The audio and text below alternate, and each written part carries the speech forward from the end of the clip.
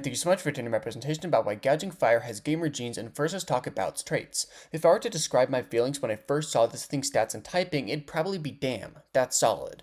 While its numbers aren't anything absurd, they leave very few weak points. Offensively, it's of course good, having 115 attack, but arguably even more important, its bulk. Getting it off the field is really difficult on both sides. Its typing is downright amazing, only having 3 weaknesses. In terms of defensive stats, it's all around great. It can feel impossible to stop physically and isn't even bad specially. This becomes vital when you look at Dragon Dance, one of the strongest setup moves in the game, boosting attack and speed. Many Pokemon with this move are much more frail and easy to stop in exchange for more attack. While this trade-off isn't perfect, Gouging Fire would appreciate some more damage, it gets a unique role. This thing can even easily fit reliable recovery and Morning Sun onto its set, keeping it alive for longer. Finally, it's a great user of booster energy, trading off 25% rocks damage for a boost to either attack, defense, or speed. To talk about Gouging Fire in singles, we need to talk about the team structures it fits on. There's a specific synergy I didn't tell you about earlier, Sun. Its ability, photosynthesis, works well with booster energy as mentioned earlier, but it also functions when the sun is up. All of a sudden, that aforementioned trade-off doesn't exist anymore. It can both run boots and get boosts. Its recovery, Morning Sun, even gets better. But why can't other Paradox Pokemon take advantage to this extent? Gouging Fire's fire typing is the reason. Sun boosts fire moves by 1.5 times, stacking with photosynthesis. Give it a choice band and Terra Fire, and Flare Blitz becomes nearly unwallable. Even physically defensive resisted pokes, famously Dondozo, get 2-hit KO'd. Losing the sweeping potential of Dragon Dance is annoying, but its more wall-breaking moveset is just as deadly. Breaking Swipe is another option, being run on Dragon Dance sets. This spread stab move will always lower attack, making threats like Grey Tusk deal less damage. Alongside other powerful Paradox threats, Walking Wake, Grey Tusk, Raging Bolt, and Roaring Moon, all kinds of teams absolutely crumple. Sure, you might be able to take down Gouging Fire on its own, but after dealing with Wake and Bolt, that becomes much more difficult.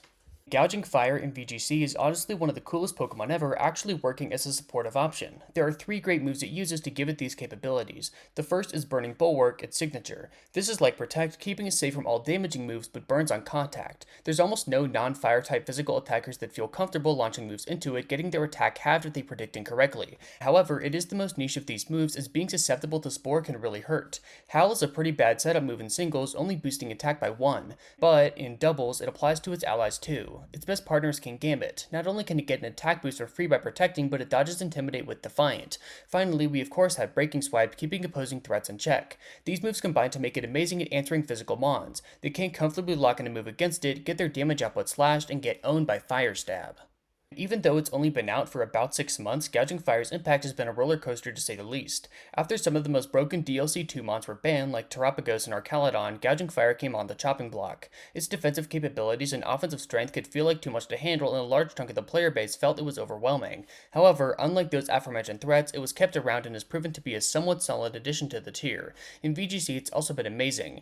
James Evans gave it its best result, taking Vancouver Regionals. His team was packed with physical teammates Ogerpond Wellspring, Kingambit, and the uncommon grassy play Rillaboom to take advantage of Howl. It could even play offensively, popping opposing Chimpow, Rillaboom, and other fire-weak mons with Heat Crash. It's unfortunately gotten worse in Regulation G. Restricted Pokemon just deal so much damage, and it struggles to find the time to boost teammates. It could still work alongside the Sunsetting Koraidon though. A powerful legendary with the ability to get boosts while protecting sounds pretty damn nice. In conclusion, Gouging Fire has had many different roles in such a short time. While the Paradox Pokemon are likely going to be gone for a while, I hope they make a return in the next generation. It's cool as fuck. Thank you so much for watching.